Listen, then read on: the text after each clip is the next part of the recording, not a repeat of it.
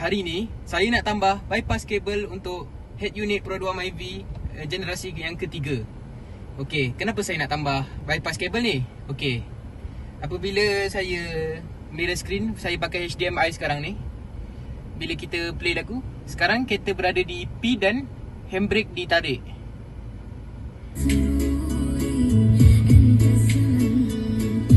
Okey.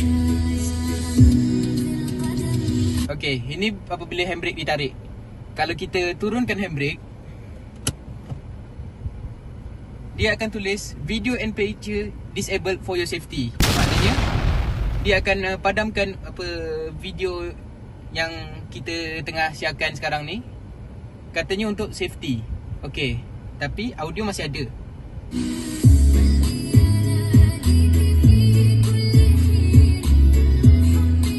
Okey. Jadi fungsi bypass kabel ni adalah untuk kita bypasskan ni lah, bypasskan warning ni. Jadi apabila kita mainkan video, tak adalah kita punya video ni dimatikan sebab kita turun handbrake kan. Jadi kalau nak layan HDMI masa tengah drive pun boleh. Jadi hari ni saya akan tunjukkan macam mana nak pasangkan bypass kabel dekat kereta ni. Jom. Kita akan matikan enjin terlebih dahulu. Okey, enjin sudah dimatikan. Selepas tu kita akan buka casing meter ni. Cara dia, turunkan steering, turunkan sampai habis. Lepas tu tarik dari bawah. Okey, tarik. Lepas tu tarik tepi. Okey, cover meter dah dapat dibuka. Lepas tu cabut benda yang menghalang. Lepas tu kita akan tarik pula cover radio ni. Tarik dari tepi.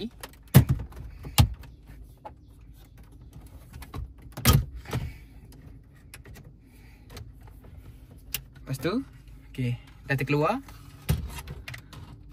Soket lampu HZ ada kat belakang. Jadi kita cabut dia. Sekejap, tak pasti nampak ke tak. Dari sini ada macam satu tekan sini. Okey, dah tercabut. Okey, dah free dah.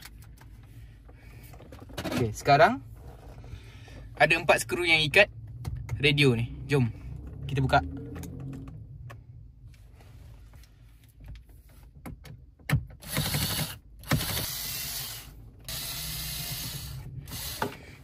Okey, dah buka. Kita tarik radio ni keluar. Okey, dekat belakang ni ada 4 benda yang tersambung. Satu antena, steering control, wire speaker belakang dan wire power. Okey, wire power ni kita kena buka. Dia paling kanan untuk myV H yang facelift. Ni. Yang ni ya. Okey. Kita buka yang ini. Okey. Dah terbuka. Okey, ingat bila kita dah buka ni, semua memori apa dalam radio ni akan hilang.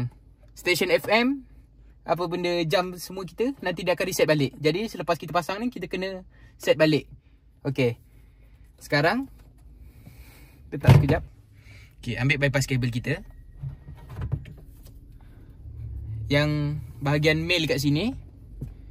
Yang ini cucuk ke radio.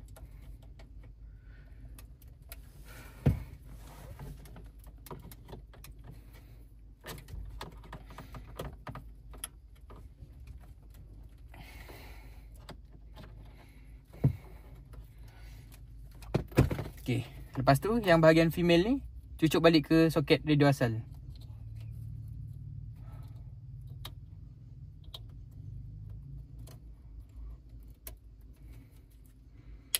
Okey. Lepas tu letak balik radio. Okey, sebelum kita pasang balik casing, kita test dulu.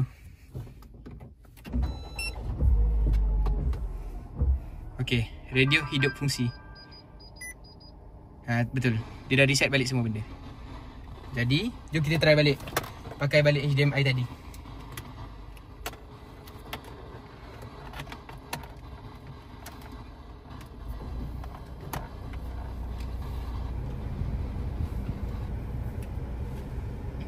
Okey. Sebenarnya kita nak test terus pun boleh. Jadi kita turunkan handbrake. Okey. Logo apa warning tadi tu dah hilang. Sekarang warning tu dah confirm hilang. Jom kita pasang balik casing dia.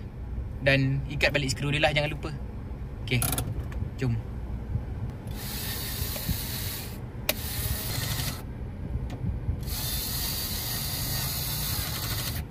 Okey. Radio dah pasang. Sekarang kita ambil balik casing, pasang, jom. Pasang balik soket hazard light ni. Okey.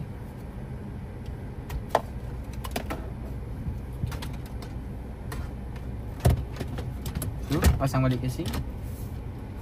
Tekan je. Okey dah.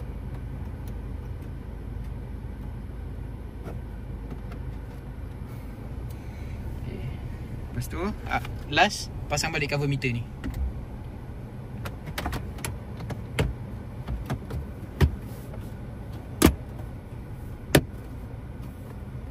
Okey dah.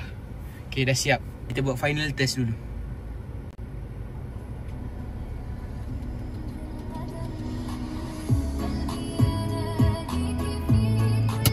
Handbrake dah turun. Skrin dah tak mati, alhamdulillah. Okay, sekian, terima kasih banyak